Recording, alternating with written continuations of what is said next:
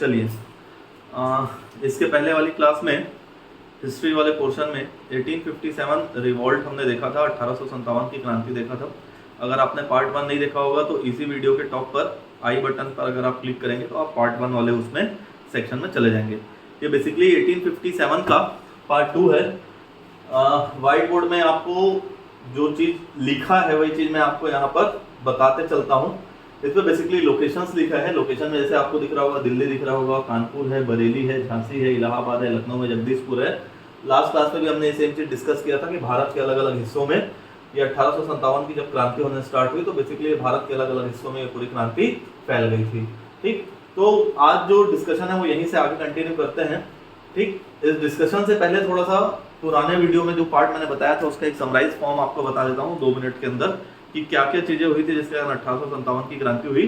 Basically बहुत सारे लोगों का मानना है कि 1857 की क्रांति एक सिपाही विद्रोह था, लेकिन ऐसा नहीं है। ये केवल एक सिपाही विद्रोह नहीं था, इसके पीछे और बहुत सारे रीजंस थे।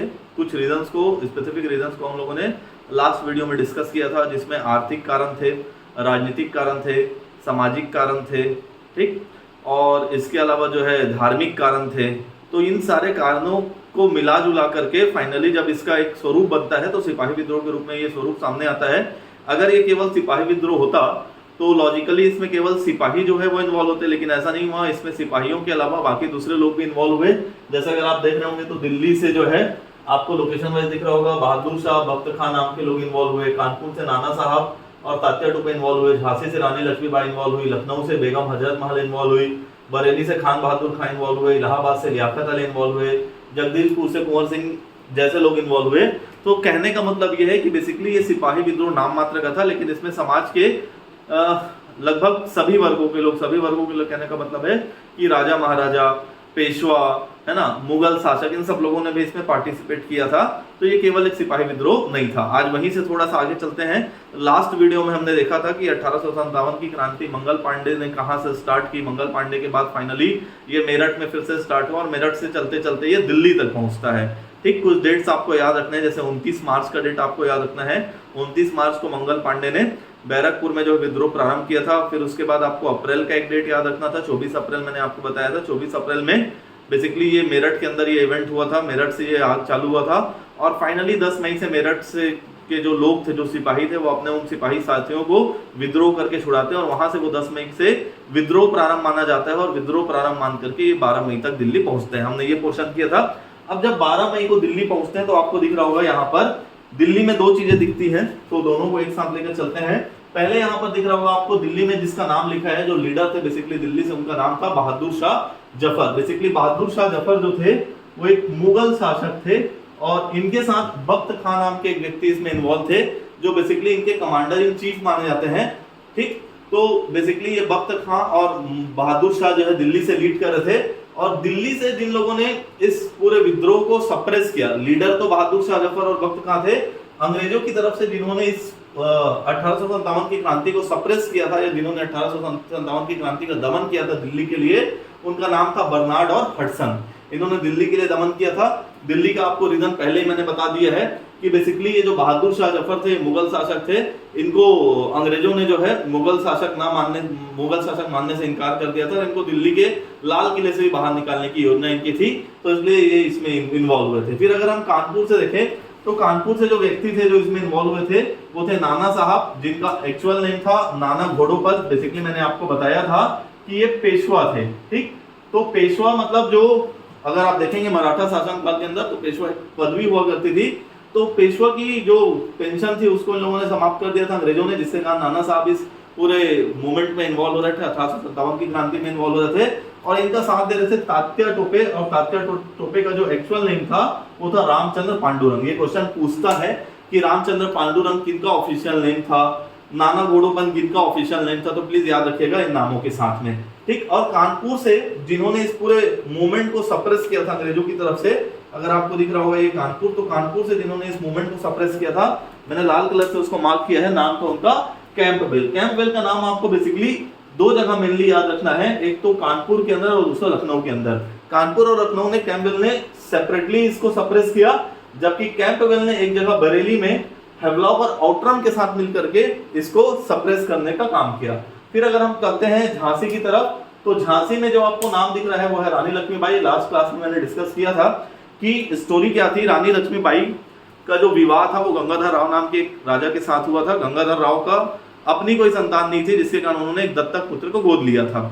अंग्रेजों के साथ एक नीति चल रही थी लॉर्ड डलहौजी की तरफ से। लॉर्ड डलहौजी का कहना था कि अगर मान लो किसी राजा की कोई संतान नहीं है तो दत्तक पुत्र को वो ऑफिशियली राजा मानने से इनकार करते थे, और रानी लक्ष्मीबाई इसी चीज का विरोध कर रही थी, जिसके कारण उन्होंने भी 1857 की क्रांति में क्या किया था, पार्टिसिपेट किया था। 1857 की क्रांति में झांसी की रानी जो है काफी फेमस हुआ ये चीज, और झांसी की रानी जो है 1857 की क्रांति में लड़ते लड़ते 17 जून 1858, आपको ये डेट याद रखना है, मैं यहाँ पर ब्रैकेट में लिख देता हूँ, 17 जून 1858 को ये जो है वीर गति को प्राप्त हुई। झांसी अगर आपको यहाँ पर दिख रहा होगा तो झांसी में जिसने इस पूरे क्रांति को जिसने दबाया था, जिसने इस रिवॉल्ट का सप्रेस किया था, उसका नाम था ह्यूरोज। ह्यूरोज ने जब रानी लक्ष्मीबाई की मृत्यु देखी तो उसने एक बात कही थी। उसने बोला था कि यहाँ ये जो रानी जो है पड़ी हुई है, मतलब वीर गति को प्राप्त होकर के जो मृत्यु पर पड़ी हुई है, वो बेसिकली वो एक ऐसी विद्रोहिणी है जो महिलाओं में अकेली मर्द है। ये हीरोज के वर्ड थे जब रानी लक्ष्मीबाई वीर गति को प्राप्त हुई थी। तो ये पूछता है कि झांसी का जो विद्रोह था 1857 की क्रांति का, उस विद्रोह का दमन किसने किया या उस रिवॉल्ट का सप्रेस किसने किया, तो याद रखेगा, रीजन याद रखेगा कि क्यों रानी लक्ष्मीबाई इन्वॉल्व हुई थी। ठीक, एक एक 1 बाय 1 चल रहे हैं। मैंने आपको नाना साहब का बताया, नाना साहब पेशवा के कारण इनकी जो पेंशन थी वो बंद हो चुकी थी। ठीक, उपाधि बेसिकली इनकी छीन ली गई थी। बहादुर शाह जफर जो कि मुगल शासक थे, ये अपने अस्तित्व के लिए, अपने एग्जिस्टेंस के लिए लड़ाई लड़ रहे थे। अब रानी लक्ष्मीबाई का हो गया। उसके बाद अगर हम लखनऊ देखें तो लखनऊ में था बेगम हजरत महल जो है बेसिकली इसकी लीडर थी। इसमें एक नाम आपको और याद रखना है जिसका नाम था बिरजिस कादिर। ठीक, जो बेसिकली इनके बिरजिस कादिर जो बेसिकली इनके पुत्र थे, जो कि अल्पवयस्क थे, मतलब ये 18 प्लस के नहीं हुए थे। और अगर आपको याद होगा लास्ट क्लास में मैंने डिस्कशन किया था कि अवध एक ऐसा स्टेट था जिसको अंग्रेजों ने कुशासन के आधार पर जो है उसको अपने अंदर मिला लिया था, मतलब उसको अंग्रेजी राज्य में शामिल कर लिया था। और यहीं से जो है अवध और लखनऊ के अंदर जो है विद्रोह का पूरा एक सिनारियो क्रिएट होता है। तो लखनऊ में जो बेगम हजरत महल थी वो अपने अल्पवयस्क पुत्र को जो है नवाब बनाने की मांग को लेकर के अड़ी हुई थी, इसलिए वो 1857 की क्रांति में इन्वॉल्व हुई थी। मैंने आपको बताया था कि कैंपवेल से एक नाम आपको कानपुर से याद रखना है, और कैंपवेल का ही आपको दूसरा नाम याद रखना है लखनऊ से। ठीक, तो लखनऊ और कानपुर दोनों ही जगह कैंपवेल ने बेसिकली इस पूरे 1857 की क्रांति के अंदर दमन का काम किया था। फिर उसके बाद अगर चलते हैं बरेली में, तो बरेली में खान बहादुर खान नाम के एक व्यक्ति आपको मिलेंगे जो इस पूरे मूवमेंट को लीड कर रहे थे। अगर इस मैप में आप देखेंगे तो ये बरेली आपको यहाँ पर दिख रहा है। मैंने आपको बताया था कि बरेली के अंदर कैंपवेल ने हैवलॉक और आउटरम के साथ मिल करके इस पूरे मूवमेंट को सप्रेस करने का काम किया था। फिर बरेली के बाद अगर इलाहाबाद चलते हैं तो इलाहाबाद में लियाकत अली नाम के एक व्यक्ति थे जो इस पूरे मूवमेंट को लीड कर रहे थे। और इधर इलाहाबाद में जिसने इस मूवमेंट को सप्रेस किया था उस अंग्रेज अधिकारी का नाम था नील। ठीक, तो एक बार रिपीट कर लेते हैं कि किसने कहां पर सप्रेस किया। दिल्ली में सप्रेशन का काम किया बर्नार्ड और हडसन ने, बरेली के अंदर कैंपवेल, हैवलॉक और आउटरम ने, इलाहाबाद के अंदर नील ने, झांसी के अंदर ह्यूरोज ने, कानपुर और लखनऊ इन दोनों ही जगह कैंपवेल ने। तो आपको कैंपवेल का नाम बेसिकली कानपुर लखनऊ के साथ साथ बरेली में भी याद रखना है। ठीक, फिर उसके बाद जगदीशपुर में अगर आपको नाम दिख रहा होगा तो जगदीशपुर में जिनका नाम है वो है कुंवर सिंह। कुंवर सिंह जो है जगदीशपुर से इस मूवमेंट को लीड कर रहे थे। और जगदीशपुर में जिस अंग्रेज अधिकारी ने मिलकर इस मूवमेंट को सप्रेस किया था या इस मूवमेंट का दमन किया था, 1857 की क्रांति का दमन किया था, उनका नाम था विलियम टेलर या विंसेंट आयर। ठीक, बेसिकली अब जब दमन हो गया तो दमन होने के बाद लड़ाई के दौरान ही कुछ लोग वीर गति को प्राप्त हो गए, जैसे फॉर एग्जांपल झांसी की रानी। ठीक, बाकी जो कुछ लोग बचे उनके साथ क्या हुआ, ये चीज अब यहां से अपन चलना चालू करते हैं। तो फिर से वापस इनको रिकनेक्ट करने की कोशिश करते हैं। दिल्ली में जो बहादुर शाह जफर थे, बेसिकली जो एक मुगल शासक थे और अपने वर्चस्व की लड़ाई लड़ना चाह रहे थे, ठीक, ओल्ड एज के थे, जो काफी ज्यादा बुजुर्ग हो चुके थे। तो बहादुर शाह जफर का जब दिल्ली का इस मूवमेंट को सप्रेस किया गया तो बहादुर शाह जफर को जो है बेसिकली रंगून भेज दिया गया। रंगून भेजे जब, तो रंगून में ही 1862 में उनकी मृत्यु भी हो जाती है। तो आपको ये बात याद रखना है कि बहादुर शाह जफर को इस मूवमेंट के सप्रेशन के बाद रंगून भेज दिया और रंगून में ही 1862 में उनकी मृत्यु हो जाती है। अब अगर नाना साहब की बात करें तो नाना साहब बेसिकली जो है वो नेपाल शिफ्ट हो जाते हैं, नेपाल चले जाते हैं। आपको याद रखने का इजी तरीका है, ना से नाना और ना से नेपाल। नेपाल से आपको एक नाम और याद रखना है, वो नाम है बेगम हजरत महल का। बेगम हजरत महल बेसिकली ये सरेंडर करने से इनकार कर देती है और ये भी कहां पर चले जाती है, नेपाल चले जाती है। ठीक, ये भी नेपाल को शिफ्ट हो जाती है। तो दो लोग को आपको नेपाल से याद रखना है, एक तो नाना साहब को नाम याद रखना है और दूसरा बेगम हजरत महल का नाम आपको नेपाल से याद रखना है। फिर अगर तात्या टोपे की बात करें तो तात्या टोपे के एक दोस्त थे, एक मित्र थे जिनका नाम था मान सिंह। मान सिंह ने मुखबिरी करके अंग्रेजों के साथ जो है तात्या टोपे को पकड़वा दिया अंग्रेजों के हाथों, और जिसके बाद तात्या टोपे को आगे चल करके फांसी दे दी गई। फिर अगर हम बात करते हैं रानी लक्ष्मीबाई का, तो रानी लक्ष्मीबाई मैंने आपको बताया था डेट के साथ लिखाया 17 जून 1858 को ये किसको प्राप्त की, वीर गति को क्या कहिए, प्राप्त की। कुंवर सिंह भी जो है वो घायल हो चुके थे, घायलावस्था में ये भी इनकी भी मृत्यु हो गई। ठीक, तो घायलावस्था में इनकी भी मृत्यु हो गई थी। अगर आप इस पूरे मूवमेंट को ध्यान से देखेंगे तो जो एक बहुत अच्छी चीज आपको देखने को मिलेगी वो ये है कि इस मूवमेंट का जो बेसिकली एक्सपांशन है या इसका जो प्रसार है वो एक तो नॉर्थ इंडिया में देखने को आपको मिलेगा, दूसरा मिडिल ऑफ इंडिया में देखने को मिलेगा। इसके अलावा ये साउथ की तरफ कहीं भी आपको देखने को नहीं मिलेगा। मतलब साउथ की तरफ 1857 की क्रांति का बहुत ज्यादा इफेक्ट नहीं दिखेगा आपको। इंडिया के वेस्टर्न पार्ट में मतलब पश्चिमी क्षेत्र में बहुत ज्यादा इसका कोई इफेक्ट नहीं दिखेगा, और ना ही इंडिया के पूर्वी क्षेत्र में मतलब ईस्टर्न पार्ट में इसका कोई बहुत ज्यादा आपको इफेक्ट देखने को मिलेगा। तो ये एक बहुत बड़ा रीजन था कि जिसके कारण 1857 की क्रांति का फेलियर माना जाता है। ऐसा माना जाता है कि 1857 की क्रांति का प्रसार एक पर्टिकुलर क्षेत्र में हुआ। ये सिंबॉलिक मैंने एरिया दिखाया है, दिल्ली, बरेली, कानपुर। तो बेसिकली ये जो एरिया था ये मिडिल ऑफ इंडिया या नॉर्थ पोर्शन ऑफ इंडिया का एरिया था। इसमें कुछ नाम आपको और याद रखने हैं, जैसे मिडिल इंडिया में बेसिकली जो मध्य भारत है इसके अंदर तात्या टोपे जो है इस पूरे मूवमेंट को लीड कर रहे थे। मेरठ में कदम सिंह नाम के एक व्यक्ति थे जो इस मूवमेंट को लीड कर रहे थे। मथुरा में देवी सिंह नाम के एक व्यक्ति थे जो इस मूवमेंट को लीड कर रहे थे। फैजाबाद, जिसका अभी रिसेंटली नाम चेंज करके यूपी गवर्नमेंट ने अयोध्या रख दिया, वही अयोध्या जहां पर राम मंदिर का निर्माण हो रहा है, तो इसलिए प्लीज फैजाबाद को इस सेंस से याद रखिएगा। फैजाबाद में जो बेसिकली इस मूवमेंट को लीड कर रहे थे उनका नाम था अहमद उल्ला और फिरोज शाह।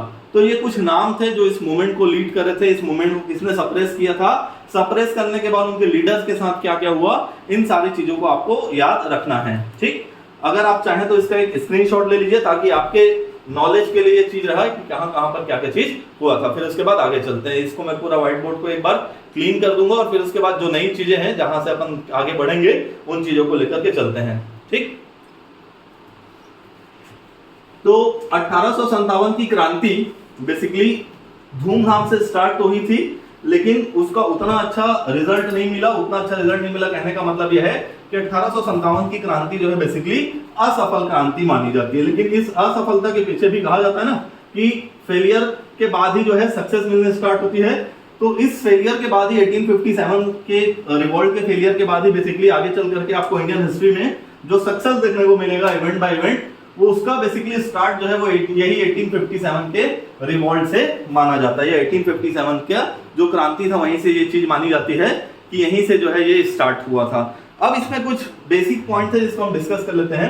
1857 की जो क्रांति थी, ठीक, 1857 की क्रांति, क्या रीजन थे जिसके कारण ये असफल रही। असफल तो सब लोग बताते हैं कि ये असफल हो गई, ये फेलियर हो गई, लेकिन ऐसे क्या रीजन थे जिसके कारण ये फेलियर हो गया। ठीक, असफल या फेलियर के पीछे के रीजन अपने को देखने हैं। तो वन बाय वन रीजन को मैं आपको पॉइंट्स में बताते चलता हूं। ठीक, पॉइंट्स में लिख करके आपको ये चीज आपके साथ डिस्कस करते हुए चलता हूं। सबसे पहले जो चीज थी वो थी कि ये बेसिकली अनप्लान्ड था। अनप्लान्ड कहने का मतलब ये है, ठीक, कि ये कोई प्लानिंग करके स्टार्ट नहीं किया गया था। जैसे ये मेरठ से स्टार्ट हुआ, मेरठ से बेसिकली ये स्टार्ट होना था 31 मई को। पहले ये जो डेट डिसाइड था, ये डेट डिसाइड था 31 मई का। 31 मई 1857 को ये क्रांति स्टार्ट होनी थी, लेकिन कुछ ऐसी परिस्थितियां बन गई जिसके कारण ये 31 मई की जगह कब से स्टार्ट हो गया, तो स्टार्ट हो गया 10 मई 1857। तो मतलब ये अपने जो प्लान्ड डेट था उससे पहले ये लॉन्च कर दिया गया, जिसके लिए ये लोग बेसिकली मेंटली प्रिपेयर नहीं थे। तो ये अनप्लान्ड था, ओवरऑल ये मान के चलते हैं। अनप्लान्ड के बाद अगर दूसरा देखें तो इसमें जो एक कॉमन जो सबका ऑब्जेक्टिव होना चाहिए, ये कॉमन ऑब्जेक्टिव नहीं था। ठीक, हर एक व्यक्ति अपने अपने ऑब्जेक्टिव के लिए लड़ रहा था, अपने अपने उद्देश्य के लिए लड़ रहा था। जैसे सैनिक इस लड़ाई में क्यों पार्टिसिपेट कर रहे थे, उनको ये प्रॉब्लम था कि जो कारतूस वाली जो चर्बी वाली कारतूस थी, ठीक, बेसिकली उसको मुंह से खोलना पड़ता था, जिसके उनका धर्म भ्रष्ट हो रहा था, तो वो अपने इस मांग को लेकर के लड़ाई लड़ रहे थे। बहादुर शाह जफर, अगर आपको याद होगा तो बहादुर शाह जफर किस लिए लड़ाई लड़ रहे थे, अपने वर्चस्व को बचाने के लिए, मुगल बादशाह जो थे अपने वर्चस्व को बचाने के लिए लड़ाई लड़ रहे थे, ठीक। नाना साहब जो है, जो बेसिकली पेशवा थे, तो वो अपने पेशवा की उपाधि और पेंशन के लिए लड़ाई लड़ रहे थे। रानी लक्ष्मीबाई लड़ाई लड़ रही थी अपने जो दत्तक पुत्र थे उसको राजा बनाने के लिए, ठीक। लखनऊ के अंदर जो बेगम हजरत महल है वो लड़ाई लड़ रही थी कि अपना जो अल्पवयस्क पुत्र है बिरजिस कादिर, उसको क्या करने के लिए, नवाब बनाने के लिए। ऐसा करके सब लोग अपने अपने उद्देश्य की पूर्ति के लिए लड़ाई लड़ रहे थे, इनका कोई कॉमन उद्देश्य नहीं था, ठीक। तो ये दूसरा बहुत बड़ा रीजन था जिसके कारण ये जो है, कोई कॉमन ऑब्जेक्टिव नहीं होने के कारण ये बेसिकली ये फेल होता है। फिर उसके बाद तीसरा जो है इसका एक्सपांशन। एक्सपांशन कहने का मतलब ये है कि मैंने आपको जैसे अभी थोड़ी देर पहले बताया कि बेसिकली इंडिया के मैप में मैंने आपको दिखाया कि इसका जो एक्सपांशन था, अगर आप देखोगे तो नॉर्थ पोर्शन ऑफ इंडिया मतलब उत्तरी भारत और साथ ही साथ मध्य भारत मतलब जो मिडिल पोर्शन ऑफ इंडिया है, यहाँ पर इसका आपको प्रसार देखने को मिला। भारत के दक्षिणी क्षेत्र में, भारत के पश्चिमी क्षेत्र में या भारत के पूर्वी क्षेत्र में, मतलब कि भारत के साउथ में, भारत के ईस्ट में और भारत के वेस्टर्न पोर्शन में इसका कहीं कोई बहुत ज्यादा इफेक्ट देखने को नहीं मिला। इसलिए ये जो है फेलियर माना जाता है, क्योंकि इसने पूरे भारत में अपना इफेक्ट नहीं दिखा पाया।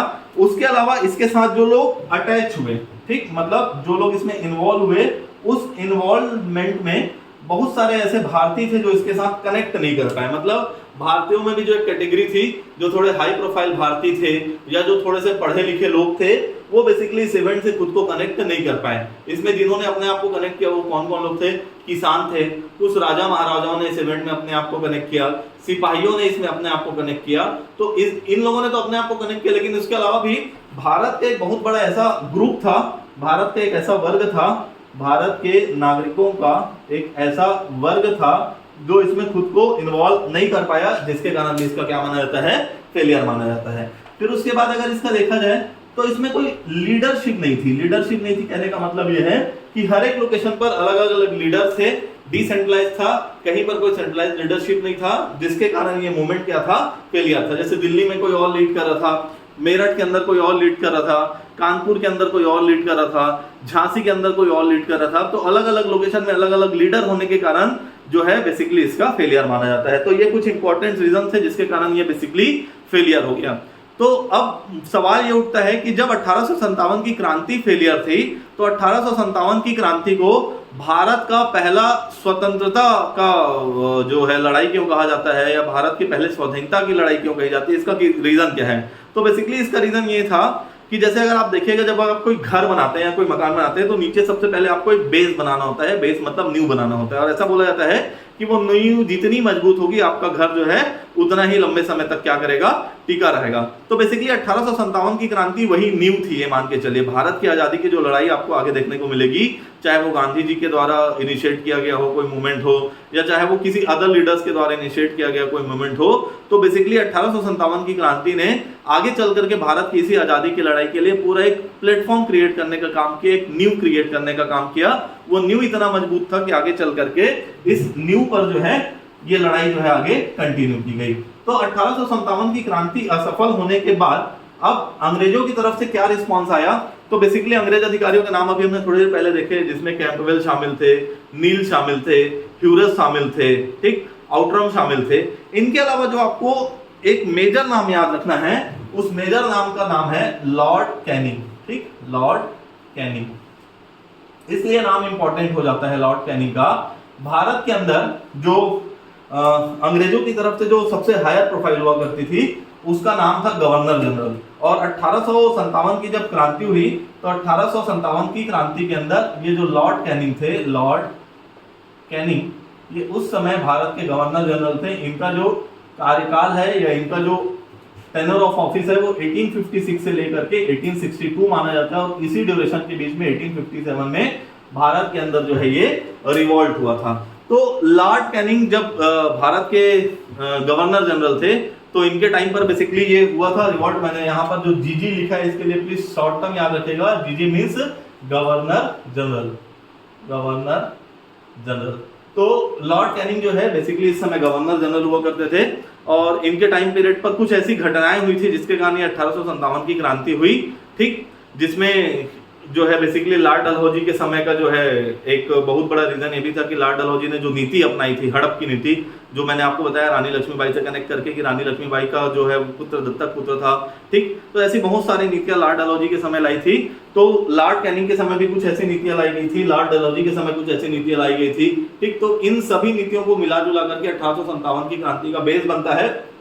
लॉर्ड कैनिंग ने एक स्टेटमेंट दिया था, उन्होंने बोला था कि अगर मान लो भारतीय राजा महाराजा, ठीक, असफलता के एक कारण में एक चीज भी जो मिसिंग था वो यहीं पर डिस्कस कर देता हूं, क्यों ये असफल हुआ। तो एक कारण ये भी था इसके पीछे कि भारत के अंदर जो कुछ राजा महाराजा थे, ठीक, वो अंग्रेजों का साथ दे रहे थे। जैसे ग्वालियर के सिंधिया हो गए, इंदौर के होलकर हो गए, हैदराबाद के निजाम हो गए, भोपाल के नवाब हो गए, कश्मीर के राजा हो गए। ये कुछ ऐसे लोग थे जो इनडायरेक्टली या डायरेक्टली अंग्रेजों को क्या कर रहे थे, हेल्प कर रहे थे और सपोर्ट कर रहे थे, जिसके कारण भारत के अंदर ये आंदोलन जो है आसानी से दबाया जा सका। तो इन्होंने एक स्टेटमेंट दिया था कि वो राजा महाराजा जिन्होंने इनकी मदद की है, ठीक, ये बेसिकली एक बड़े तूफान के सामने उस बांध के समान है जिन्होंने इस तूफान को क्या किया था, रोक दिया था। ये पूछता है कि किसने ये स्टेटमेंट दिया था, तो प्लीज ये बात को याद रखेगा कि लॉर्ड कैनिंग ने स्टेटमेंट दिया था कि उस समय ये जो राजा महाराजा जिन्होंने अंग्रेजों की सहायता की थी, बेसिकली ये उस तूफान के सामने, बड़े तूफान के सामने किसकी तरह से काम कर रहे थे,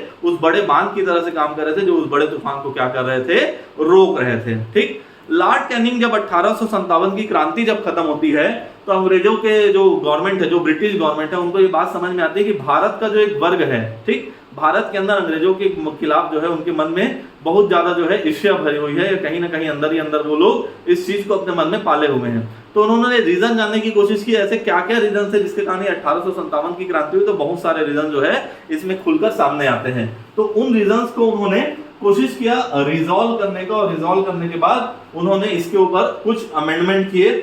ब्रिटिश गवर्नमेंट ने जो अमेंडमेंट्स किए उनके बारे में मैं आपको स्टेप बाय स्टेप बताता हूं। सबसे पहले रीजन लिखते हैं कि क्या रीजन था जिसके कारण ये सब इवेंट हुआ था, और उसके बाद उन्होंने क्या क्या अमेंडमेंट किए, ठीक, उन अमेंडमेंट्स को लिखते हैं। अमेंडमेंट्स कहने का मतलब यह है कि कुछ संशोधन किए गए। जैसे आज के डेट में अगर आप देखेंगे तो संविधान में संशोधन किया जाता है, भारतीय संविधान में, वैसे उस समय उनके जो कुछ एक्ट्स हुआ करते थे उसके अंदर उन्होंने संशोधन किए थे। तो बेसिकली जब रीजन जानने की कोशिश की तो जो सबसे बड़ा रीजन निकल करके सामने आया 1857 की क्रांति का, वो ये था कि जितने भी राजा महाराजा थे उनके बीच में एक नाराजगी थी। किसको लेकर के? एक तो हड़प की नीति को लेकर के नाराजगी थी, और दूसरा जो दत्तक पुत्र वाला जो कॉन्सेप्ट चलता था कि किसी भी दत्तक पुत्र को जो है ऑफिशियली राजा नहीं बनाया जाता था, उसको लेकर के इनके मन में जो है वो ये बात बैठ गई थी। तो जब 1857 की क्रांति खत्म हुई, 1857 की क्रांति के खत्म होने के बाद ब्रिटिश गवर्नमेंट ने एक रिव्यू करना स्टार्ट किया उन रीजंस के बारे में। तो रिव्यू के बाद बेसिकली उन्होंने जो सबसे पहला काम किया था, वो सबसे पहला काम ये किया कि क्योंकि अगर आपको याद आया होगा पहले क्लास में मैंने आपसे डिस्कस किया था 1600 के आसपास east India company, short form में EIC लिखा है, ईस्ट इंडिया कंपनी जो है बेसिकली भारत आती है। भारत में इनका आने का पर्पस क्या रहता है? व्यापार करना इनका पर्पस रहता है, ठीक। तो 1600 में जब ईस्ट इंडिया कंपनी भारत आती है तो भारत में व्यापार करने के साथ साथ ये ईस्ट इंडिया कंपनी के थ्रू जो है ब्रिटिश गवर्नमेंट अपना शासन यहाँ पर चला रही थी। तो अब 1857 की क्रांति के बाद ब्रिटिश गवर्नमेंट ने इस ईस्ट इंडिया कंपनी के शासन को समाप्त किया, मतलब अब कंपनी का शासन जो है वो समाप्त हो गया। कब? 1857 की क्रांति के बाद कंपनी का शासन अब समाप्त हो गया। तो अब जब कंपनी का शासन समाप्त हो गया तो भारत के अंदर शासन कौन करेगा? तो भारत के अंदर जो शासन है वो सम्राट के नाम से या रानी के नाम से डायरेक्ट ब्रिटिश गवर्नमेंट अब यहाँ पर शासन करेगा। तो ब्रिटिश गवर्नमेंट ने सभी चीजों को अपने हाथ में ले लिया, और यहां से जो है रानी के नाम से जो शासन चलता था उसको अब रानी के नाम से कौन शासन करने लग गया? ब्रिटिश गवर्नमेंट शासन करने लग गया। कंपनी का शासन यहां से समाप्त हो गया। इसी समाप्ति के साथ जो है कुछ अमेंडमेंट्स लाने स्टार्ट किए गए ब्रिटिश गवर्नमेंट ने। तो ब्रिटिश गवर्नमेंट ने सबसे पहला जो अमेंडमेंट लाया, रीजन सबसे पहले जाना, तो रीजन पता चला कि 1857 की क्रांति के अंदर हड़प की नीति और दत्तक पुत्र वाला कॉन्सेप्ट था। तो इन्होंने बोला कि हड़प की नीति जो है वो समाप्त कर दी जाएगी, और जो दत्तक पुत्र वाला कॉन्सेप्ट था इसको भी हम क्या करेंगे? एक्सेप्ट करेंगे। मतलब अगर मान लो किसी राजा का कोई दत्तक पुत्र है तो ऑफिशियली क्या हो सकता है? वो भी राजा बन सकता है। फिर उसके बाद जो है आगे चल करके जब देखा गया, दूसरा जो मेजर रीजन देखा गया तो इनके जितने भी धार्मिक जो काम थे, धार्मिक थे, सामाजिक जितनी भी मान्यताएं थी, उन धार्मिक सामाजिक मान्यताओं के अंदर इन्होंने इंटरफेयर करना बंद कर दिया। किन लोगों ने? ब्रिटिश गवर्नमेंट ने ये इंटरफेरेंस करना बंद कर दिया, नो इंटरफेयर। ठीक, फिर उसके बाद नो इंटरफेयर। फिर उसके बाद जो तीसरा एक रीजन निकल करके सामने आ रहा था, जो इनको समझ में आ रहा था, जो भारतीय थे उनका बेसिकली कोई पार्टिसिपेट नहीं था, तो इन लोगों ने इनको पार्टिसिपेशन देना स्टार्ट किया। पार्टिसिपेशन किस फॉर्म में देना स्टार्ट किया कि इन्होंने कुछ एक्ट्स पास किए 1861 और 1861 के बाद भी। तो इस एक्ट के अंदर भारतीय लोगों को विधायिका मतलब असेंबली में भी जो है स्थान देना स्टार्ट किया, और साथ ही साथ जो सिविल सर्विसेज था, सिविल सर्विसेज के अंदर भी भारतीयों का पार्टिसिपेशन क्या किया गया? बढ़ाया गया। फिर उसके बाद जब ये सारा मूवमेंट जब चल रहा था, इसी बीच में ब्रिटिश गवर्नमेंट ने यहाँ पर एक अमेंडमेंट और किया। इन्होंने बोला कि अब भारत के अंदर जो है सम्राट या रानी के नाम से ब्रिटिश गवर्नमेंट जो है वो रन करेगी। तो इन लोगों ने भारत के अंदर भारत सचिव का एक नया पद क्रिएट किया, भारत सचिव का पद क्रिएट किया, और भारत सचिव जिसको कि सेक्रेटरी ऑफ स्टेट बोला जाता है, अब ये रहता था। ठीक, और भारत सचिव की सहायता के लिए 15 मेंबर्स का एक काउंसिल क्रिएट किया गया, जिसको इंडिया काउंसिल के नाम से जाना जाता था। ठीक, अगर आपको ध्यान होगा या अगर आपको पता होगा कि 1909 में एक एक्ट आता है जिसको मार्ले मिंटो एक्ट कहा जाता है, फिर 1990 में एक एक्ट आता है जिसको मांटेग्यू चेम्सफोर्ड एक्ट के नाम से जाना जाता है। तो बेसिकली ये जो मार्ले मिंटो एक्ट था, तो इसमें मार्ले जो है वो भारत सचिव थे और मिंटो जो उस समय के वाइसराय हुआ करते थे। तो यही भारत सचिव के पद का बात कर रहा है। जो एक और मेजर अमेंडमेंट किया गया इसके अंदर, वो मेजर अमेंडमेंट ये था कि लॉर्ड कैनिंग, जिनको अब तक गवर्नर जनरल के नाम से जाना जाता था, अब यहाँ से ब्रिटिश गवर्नमेंट ने गवर्नर जनरल का पद खत्म कर दिया, यहाँ से पद खत्म हो गया और एक नए पद का सृजन किया, उसका नाम दिया गया भारत के वाइसराय। तो इस प्रकार लॉर्ड कैनिंग जो है वो भारत के अंतिम गवर्नर जनरल माने जाते हैं, और साथ ही साथ भारत के पहले या प्रथम वाइसराय भी माने जाते हैं। ये बात को याद रखिएगा, ये क्वेश्चन वो पूछता है। तो बेसिकली 1857 की क्रांति असफल तो रही, लेकिन इस असफलता के बीच भी बहुत सारे ऐसे अमेंडमेंट हो गए जो आगे चल करके भारतीय लोगों के लिए भारत के हित में रहा। ठीक, अब उसके बाद इसमें दो तीन चीजें हैं कि इस पे अलग अलग लोगों का अलग अलग रिव्यू है। कुछ लोग इसको केवल सिपाही विद्रोह के नाम से जानते हैं, कुछ लोगों का कहना था कि अलग अलग लोगों के द्वारा किया गया विद्रोह था अपने अपने उद्देश्य के लिए, कुछ लोगों का कहना था कि ये केवल एक हिंदू मुस्लिम षड्यंत्र था। तो बेसिकली हर एक आदमी का, हर एक हिस्टोरियन का अपना अलग अलग रिव्यू था। ठीक, इसमें जो एक चीज आपको बेसिकली दो चीज याद रखना है, दो राइटर्स का नाम याद रखना है। इन दो राइटर से अलग अलग एग्जाम में 2-3 बार क्वेश्चन पूछे हैं। सबसे पहले आपको नाम याद रखना है अशोक मेहता का। अशोक मेहता ने एक बुक लिखी थी अशोक मेहता ने एक बुक लिखी थी। ठीक, और उसके बाद जो दूसरी बुक लिखी थी, वीडी सावरकर ने एक बुक लिखी थी जिसका हम लोग नाम जानते हैं the Indian independence war of 1857। VD Savarkar, Vinayak Damodar Savarkar. ठीक, क्योंकि ये नाम आजकल चर्चा में रहता है, इसलिए यहां से चांसेस रहते हैं कि आपको क्वेश्चन पूछ जाए। ग्रेट रिबेलियन नाम से इन्होंने एक बुक लिखी थी, ग्रेट रिबेलियन नाम से बुक लिखी थी अशोक मेहता ने, और वीडी सावरकर ने बुक लिखी थी the Indian independence war of 1857। तो बेसिकली इन दो बुक्स का नाम याद रखिएगा। हर एक के अपने अपने अलग अलग रिव्यूज हैं, उन रिव्यूज पर आपको नहीं जाना है। तो ये 1857 का पूरा एक सिनारियो था कि क्यों ये असफल हुआ, असफलता के बाद इसमें क्या क्या चेंजेस किए गए, कौन कौन से लीडर्स इसमें कहां से इन्वॉल्व थे, और उन लीडर्स के साथ आगे चल करके क्या हुआ। इसके बाद जब हिस्ट्री का कोई टॉपिक आएगा तो 1857 यहां से कंप्लीट मानते हैं। अब इसके बाद 1857 के बाद हिस्ट्री के अंदर फिर से कोई नया टॉपिक आएगा जिसमें आपको इंडियन फ्रीडम मूवमेंट से रिलेटेड कुछ चीजें देखने को मिलेंगी। चलिए, थैंक यू सो मच।